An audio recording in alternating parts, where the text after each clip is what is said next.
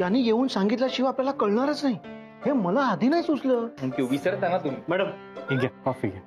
रघु ते राहू दे. हे काय झालंय तुला? मॅडम त्याचं काय झालंय, गावामध्ये एका माणसासोबत भांडण झाले. रागाच्या भरात त्यानं काठी मारली म्हणून ही जखम झाली. काय? पण नेमकं काय झालंय? मारामारी वगैरे? तू डायरेक्ट एंड काय सांगतोयस? आधी स्टोरी तर सांग. हो ना, सांगतो मॅडम, स्टोरी सगळी सांगतो. मॅडम त्याचं काय, तुमच्यासोबत या सगळ्यांसोबत राहून माझा स्वभाव, माझे आचार विचार हे सगळे बदलले. पण माझ्या गावामध्ये तसं नाहीये मॅडम. अजून गावातले काही लोक आहेत ना, अजूनही जुन्याच विचाराने मॅडम. बाईची कदरच करत नाही हो. म्हणजे एखाद्या माणसाला माणूस म्हणून वागवतच नाहीत. म्हणजे सदा शिव्या, सदा मारामारी. अहो त्या बाईने तरी किती दिवस सहन करायचं?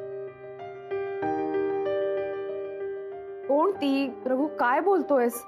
मॅडम आमच्या गावातली एक बाई आहे. म्हणजे तुमच्या आयुष्यात जसं घडलं ना, सेम तिच्याही आयुष्यात तसं घडलं होतं. पण तिचं नशीब लय चांगलं होतं की ती तुम्हाला ओळखत होती, तुमच्याच पावलावर पाऊल ठेवायला बघत होती. मी तिला इकडे घेऊन आलोय मॅडम. कुठे आहेत त्या? रांझा,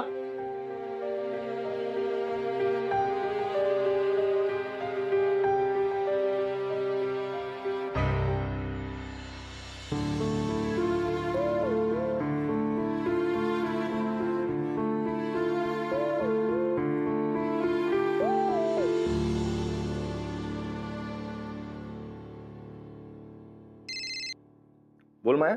सामी कुठे आहेस? घरीच आहे. का ग? नाही म्हणजे बोलू शकतोयस ना? वेळ आहे ना तुझ्याकडे? बिझी नाही आहेस ना? हा बोल ना, काय झालं?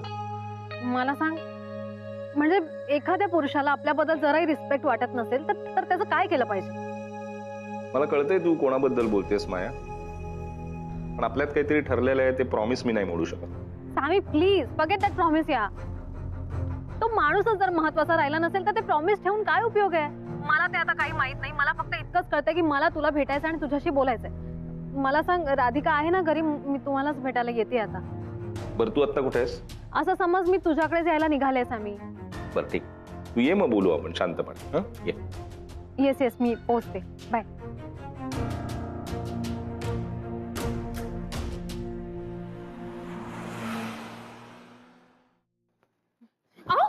काय काय करताय? काय तुम्ही?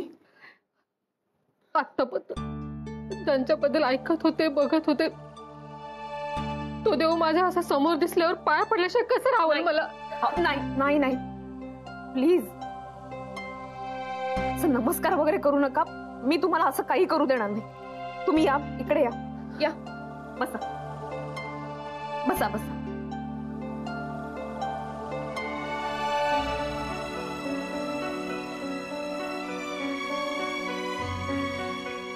ठीक आहे.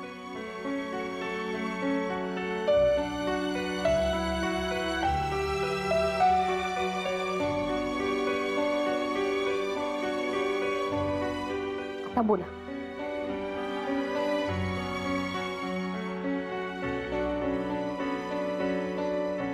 काही प्रॉब्लेम नाही.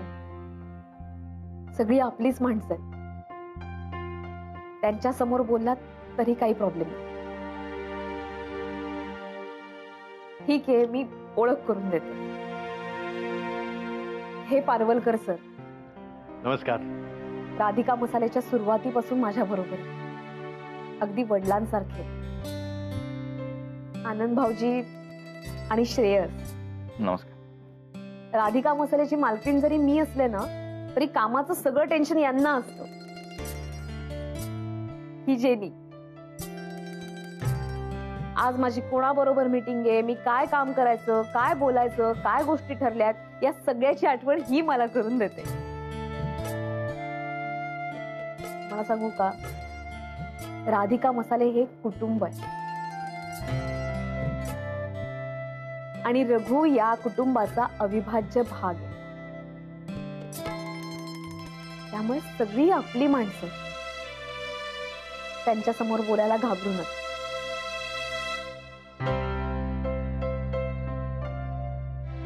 माझं नाव मंजा.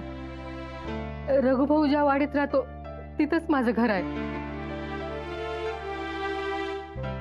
लग्नाला 8 वर्ष झाली. पदरात 2 पोरी आहेत. एक 7 वर्षाची आणि एक 5 वर्षाची. नवरा काय करतो?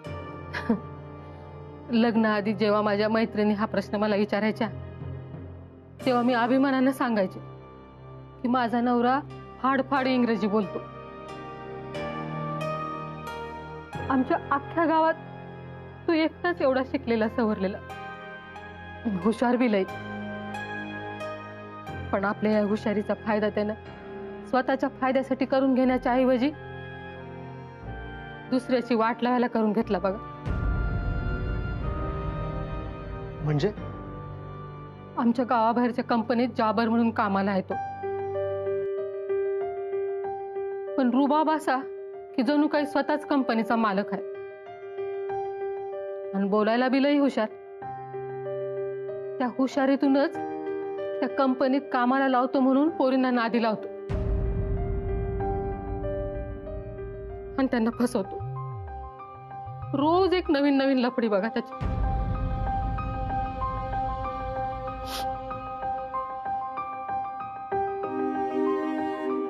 तुम्ही कधी त्यांना अडवलं नाही का? समजावलं नाही? केला ना. अडवलं बी आणि माझ्या परीनं समजावलं बी. पण त्यानं ऐकायला पाहिजे ना. तसा बी तो मला अडाणी समजायचा. मी काही विचारायला गेले तर मला मारहाण बी करायचा. मग मीच स्वतःला समजावलं. म्हणलं कसा का वागना, पण रात्रीला घरी तर येतो नवरा म्हणून. माझ्या पोरींसाठी बाप म्हणून उभा तर राहतो.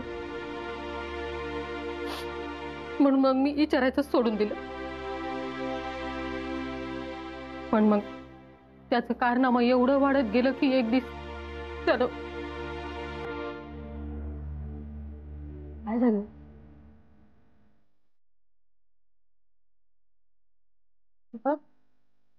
काही प्रॉब्लेम नाही, मोकळेपणानं बोला. जोपर्यंत तुम्ही बोलणार नाही तोपर्यंत आम्हाला कळणार कसं?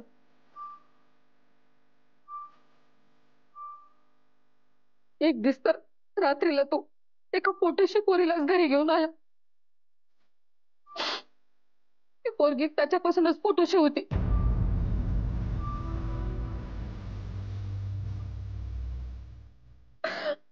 बिचारीचे ढीस बी भरले होते. मग मीच घरीच कुणाला कळू न देता तिचं बाळंतपण केलं. पोरगी झाली तिला. पण जशी पोरगी झाली तशी बी दोघं बी तिला नदीत फेकून द्यायला निघाले.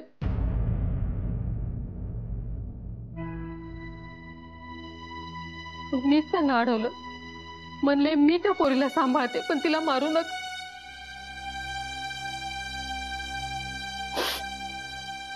तर त्या दोघांनी त्या झालेल्या पोरीला माझ्याकडे दिलं आणि माझ्या 2 पोरींसकट आम्हाला घराबाहेर हाकलून दिलं. माझ्या 3 पोरींना घेऊन वन फिरत राहिले हो मी. त्या पोरींच्या पोटांसाठी राबत राहिले.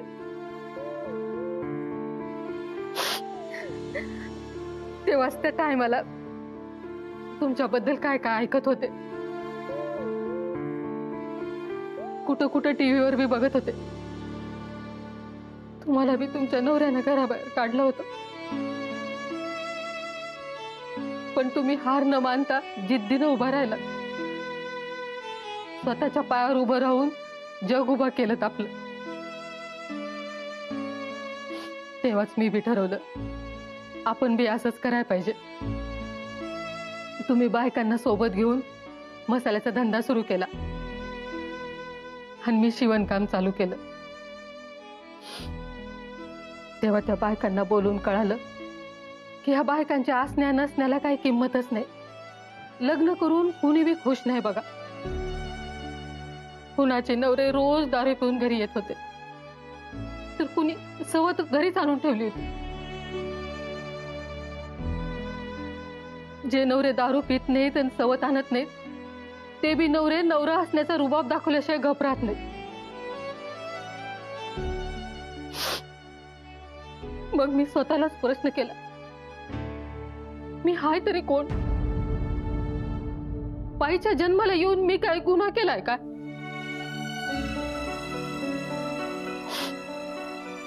आणि मग मीच विचार करून सगळ्या बायकांना एका ठिकाणी केलं बघ. आणि आमच्यावर अन्याय करणाऱ्या पुरुषांच्या विरोधात आम्ही आवाज उठवला.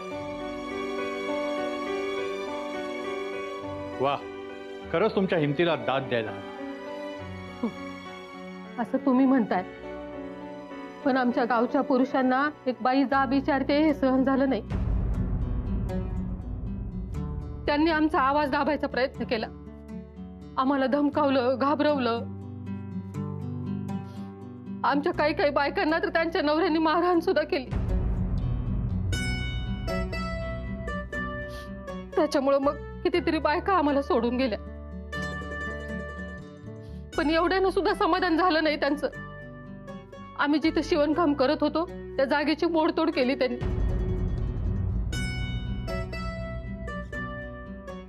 आमच्या बाजूनं गावात कुणी सुद्धा उभं राहिलं नाही बघा. पण रघुभाऊ आमच्या बाजूने उभे राहिले. त्या लोकांनी आम्हाला मारहाण केली तेव्हा रघुभाऊने त्यांना अडवलं, त्यांना समजावलं, तर त्या लोकांनी रघुभाऊलाच मारलं.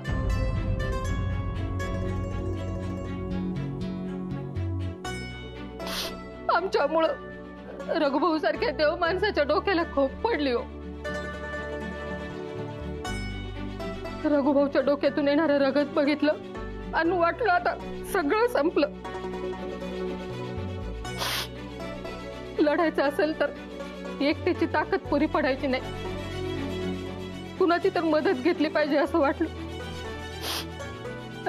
म्हणून तुम्हाला भेटायला आले बघ. अजून आम्हाला लढायचं बी आहे आणि आमच्या हक्कासाठी जिंकायचं बी आहे. मॅडम, मी मोठ्या आशेनं तुमच्याकडे आले. एकदा, फक्त एकदा तुमचे पाय आमच्या गावाला लागू द्या. तुमच्या अनुभवाची आणि तुमच्या विचारांची आम्हाला गरज आहे. नाही म्हणू नका. तुम्ही आमच्या गावात तुमचं टाकलेलं एक पाऊल आमच्यासाठी पुढचं पाऊल ठरणार आहे. हात जोडून विनंती करते, नाही म्हणू नका.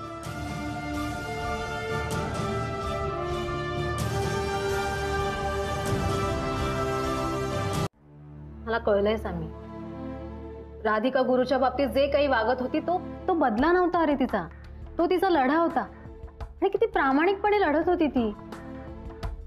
मुळात या सगळ्या गोष्टींकडे बघण्याचा आपला प्रॉब्लेम काय माहितीये, आपण दोघेही लहानाचे मोठे US मध्ये झालोय. त्यामुळे रिलेशनशिप्सकडे बघण्याचा आपला दृष्टिकोन आहे तो टिपिकल नाहीये ना.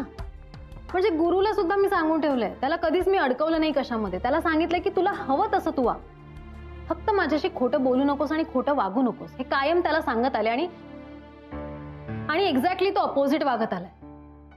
कायम खोटं बोलत आला, कायम खोटं वागत आला. खोटं बोलण्याच्या सगळ्या लिमिट्स क्रॉस केल्यात या माणसाने.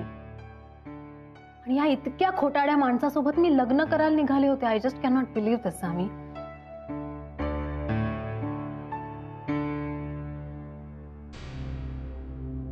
तू बोल ना, तू बोलत का नाहीयेस इथे? मी तुझ्याशी बोलायला आले आहे, शेअर करते काहीतरी. तू ना प्रत्येक वेळेला विसरतेस आणि प्रत्येक वेळेला मी तुला आठवण करून देतो. आता काय प्रॉमिस केलंय मी तुला, गुरुच्या बाबतीत काही बोलायचं नाही म्हणून. सामी, आता मी काय बोलते तुझ्याशी? इथे मी त्या अख्ख्या माणसाला विसरण्याचं म्हणते, तर तू प्रॉमिसेस काय धरून बसलायस? तू बोल माझ्याशी प्लीज. तू बोललास ना तर मला अजून हलकं वाटेल. हे बघ माया, तसं नाही. आपल्या रिलेशनशिपची मजाच ती आहे ना. आपण एकमेकांना स्पेस देतो, ह्यातच गंमत आहे ना. आणि आता तुला कळलंय की नाही गुरुनाथ खरा कसा माणूस आहे ते. आणि तू हुशार आहेस, त्यामुळे तू जो काही निर्णय घेशील तो मला मान्य असणार आहे. बरं ठीक आहे, मी नाही फोर्स करत तुला. मी रिस्पेक्ट करते तुझ्या या सगळ्या मतांचा, ठीक आहे. आणि माझा डिसिजन झालाय. मी ठरवलंय यावेळी की जो माणूस स्त्रियांचा सतत निरादर करत आलाय, सगळ्या स्त्रियांना काय मूर्ख समजत आलाय ना, त्याच्याशी मी लग्न करणार नाहीये. आणि हा माझा डिसिजन फायनल आहे. Very good. आणि मला राधिकाला सुद्धा भेटायचंय आता. कशाला? कशाला काय, मला भेटायचंय तिला, तिच्याशी खूप बोलायचंय मला. तिला सांगायचंय कसं तू सगळं करेक्ट बोलत होतीस, करेक्ट सांगत होतीस योग्य वेळी, आणि त्याची माफी मागायची. मी आतापर्यंतचा राधिकाचा जो लढा होता ना, तोच आता यापुढे माझाही लढा असणार. त्यामुळे भेटायचंय रे मला तिला. आणि आम्ही दोघे मिळून गुरुनाथला कशी अद्दल घडवतो बघच तू आता.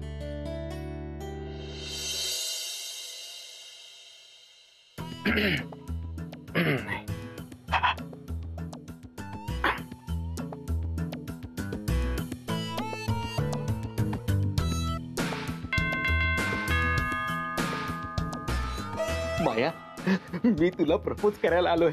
जर हा बुके तू घेतलाच ना तर. माया, तू कहां से आया?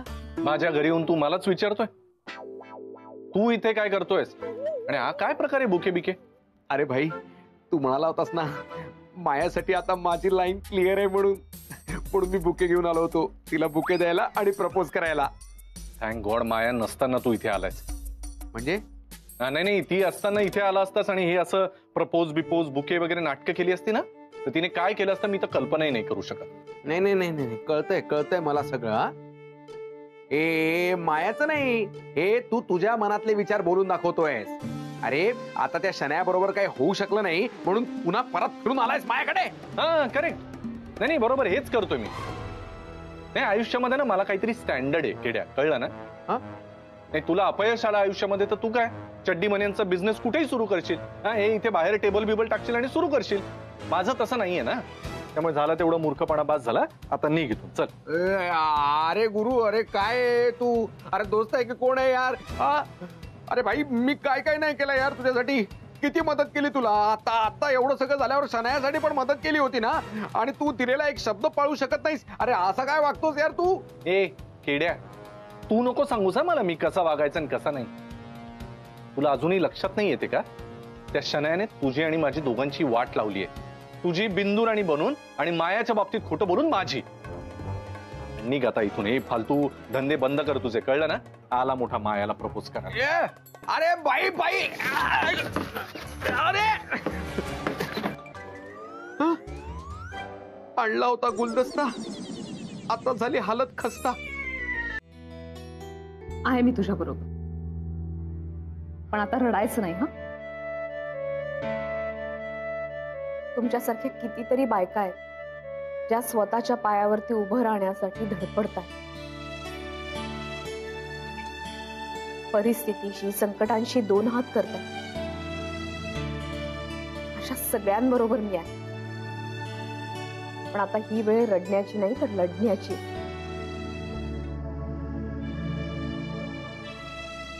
मी नक्की तुमच्या बरोबर उभी राहील.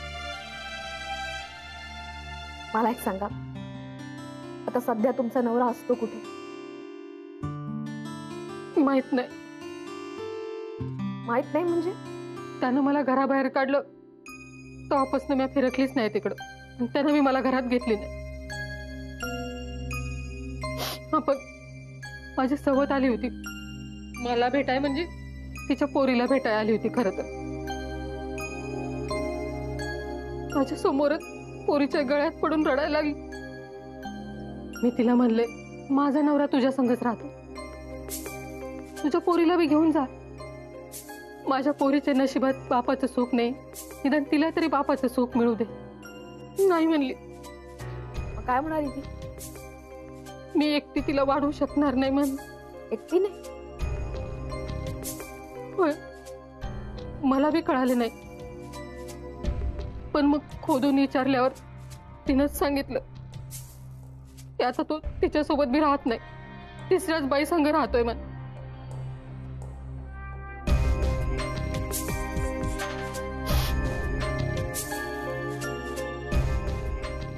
तो कुठं आहे तर तिला बी माहित नाही. गॉड, काय विचित्र माणूस आहे हा. पण हे आता त्या समजामध्ये एक गोष्ट चांगली झाली. माझी सवत आता माझी मैत्रीण झाली आहे, अगदी जीवाभावाची मैत्रीण. मी पुन्हा माझा शिवणकामाचा धंदा चालू केला तेव्हापासून आता ती बी यायला लागली माझ्या मदतीला. माझ्या पोरीला बी सांभाळते. माझ्याकडून तिनं तुमच्याबद्दल लई ऐकले बघा. तुम्ही जेव्हा याल ना माझा शिवणकामाचा धंदा बघायला, तर तिला बी लई आनंद होईल तुम्हाला बघून.